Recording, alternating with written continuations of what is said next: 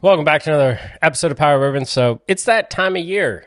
It's almost St. Patrick's Day. Hopefully I get this video out before that. Otherwise, that'll be a little weird of an intro. But, you know, when it's St. Patrick's Day, you start getting in the mood. Maybe you're one of those people that you're like, I'm going to drink some really cruddy green beer. Good luck. I don't do that anymore. You could decide to have a Guinness. That's always good. They got, nice, thick, creamy stout is good thing. Or you might decide to finally get into some Irish whiskey. So there are two brands that I always go to and I keep stocked at my bar, and I highly, highly recommend if you want to try some Irish whiskey. They're a lot of fun, different flavor profile from Scotch or from bourbon.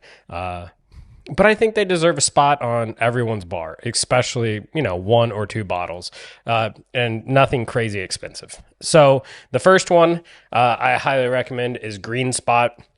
Again, as with bourbon and everything else, they've got multiple iterations of it. So they got Green Spot, Yellow Spot, Blue Spot, and they get more expensive as you go along.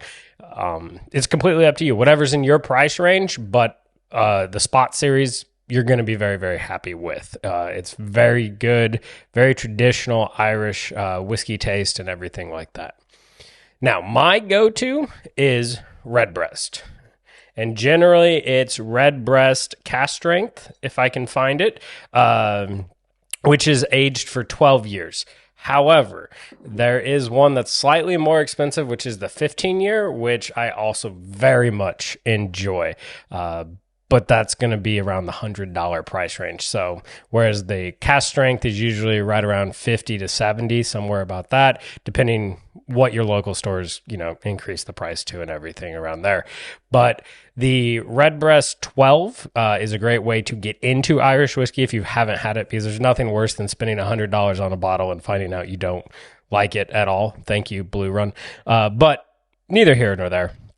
So Redbreast cast strength is a great one because it's a little bit higher proof. Like I said before, really like the Redbreast 15. I think it's just about perfect. There's higher ones. There's a 21, I think a 27. I've tried those thanks to some amazing Patreon members. To me, they're over oaked and I didn't enjoy them. So 15 was like that optimum range for me. So I poured a little bit of the Redbreast 12 cast strength, and I'm just going to, kind of tell you what I smell, everything like that. So on the nose, you just get this like apple, honeysuckle, effervescent nose. It's one of the great things about Irish whiskey, I think, is there's not a lot of oak in it from the ones I've had and really enjoy, but there's a lot of flavor. And it's very fruit and floral notes, which you don't get a lot in bourbon, except for like Four Roses. I get that a decent amount. So yeah, I get a lot of pear and a lot of apple. Just amazing.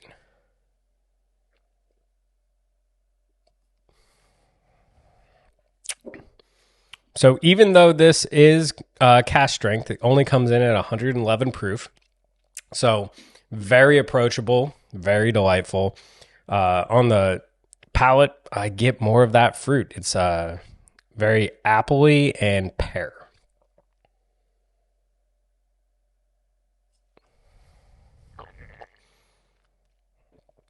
So there is a viscousness to it, which is really nice. So it really does cover the whole mouth and everything like that. But yeah, it's very, very fruity, a little bit florally. And then on the end, on the finish, you're getting a whole lot of spices that are coming forward, which are really nice. So you're getting a little bit of black pepper, a little bit of crushed red pepper in there. But it's not overpowering or anything like that. It's just a very nice, delightful, easy drinking whiskey.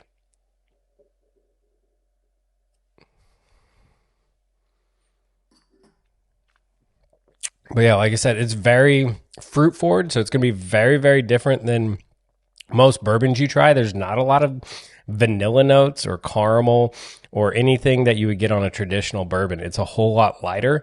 It's a little bit more reminiscent of a Scotch. It's pot stilled and everything like that. So, yeah, I think for St. Patrick's Day, Irish whiskey is a great way to go. So if you can find yourself a bottle of Redbreast, or if you can find yourself a green spot, highly recommend it. Try something new, branch out a little bit, and have some fun. But with that, enjoy St. Patrick's Day. See you next time. Cheers.